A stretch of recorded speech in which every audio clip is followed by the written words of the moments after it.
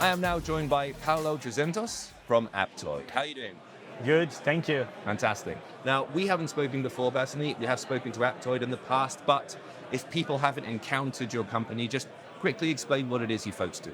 Sure, so Aptoide is an app distribution platform. We have different app stores, different channels, and we help developers also on the self-distribution. When a developer wants to do direct to consumer, we help them with the payments, fraud, taxes, and everything related. So in a nutshell, we are an app store, but also we provide developers with direct to consumer alternatives.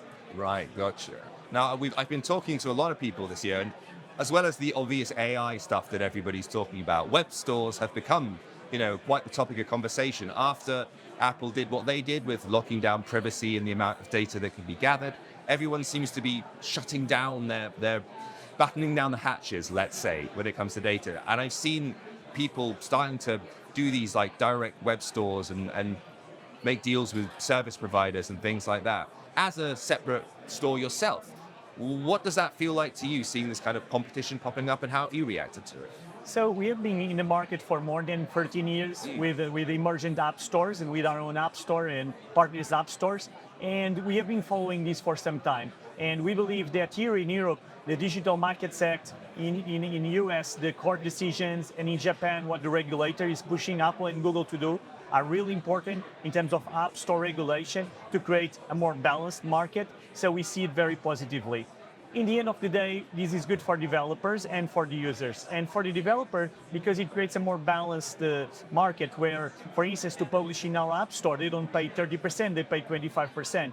And for us, we feel the pain and we are empathic with developers when they do user acquisition and pay for user acquisition, and they, on top of the user acquisition cost, the CAC, they need to pay for the App Store revenue fee.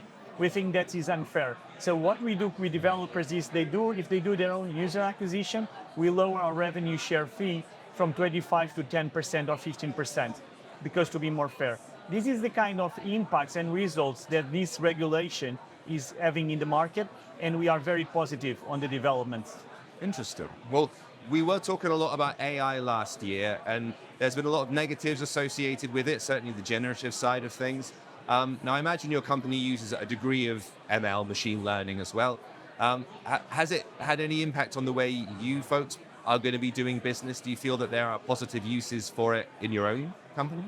Indeed, so AI is crossing all companies, all industry, all markets. We are trying to see how LLMs can help in our business, in apps distribution, in helping developers to reach out new users. And we are testing different things. Not only, for instance, different description for apps and games to help the developer to get a better description of the game, as well to propose to users games that are more toward their taste and their kind of profile. So we are using that. And of course, we understand there are some challenges, but we think that over time it will all be balanced and will be positive. Well, VC spend is down a little at the moment, which means fewer games likely to be made over the course of the year. As someone who runs an app store, that means fewer games potentially popping up. How does that affect or impact the way that you do business? And is there any good advice for developers who either currently have games running or maybe aren't going to be able to get their game funded this year? What should they do? What's the best case of keeping themselves afloat until the next big thing? Great question. So we know that the lack of VC funding is not happening only in the gaming industry. It is across different industries. We feel that across different industries, and we know that typically that's over some time, these kind of waves of more funding, less funding, and so on. So our advice with developers that we work on is relying more on self-funding, and for that we help them. Just be sure they get new users and they get more revenue from the current titles and to optimize their revenue. So our suggestion is invest in self-funding and wait until the VC funding gets back and there are more opportunities for funding. Do you find there's resistance in trying to convince people to get on board with your app store? As you say, you've got the big ones. Everyone has to go through Apple at some point. They have to go through Google Play and the big ones. So do you have to do an amount of persuasion to be like, this is why you should jump on board with us? Or are people actively looking for an alternative and they're very happy to find something like Aptoide? Definitely.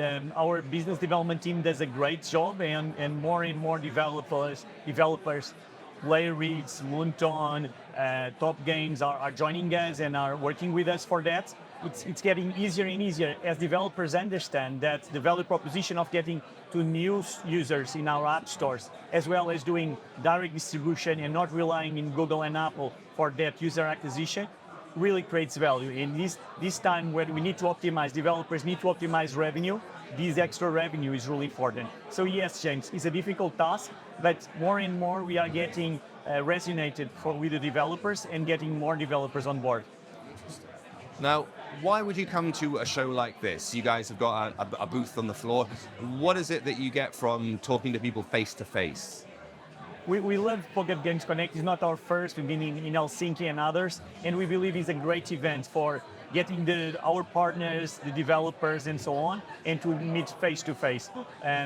The beginning showed us that we can do things over Zoom, but it's not the same. And we love to mix with our partners and to share and to celebrate with them the accomplishments. So we love this event and likely will be here next year.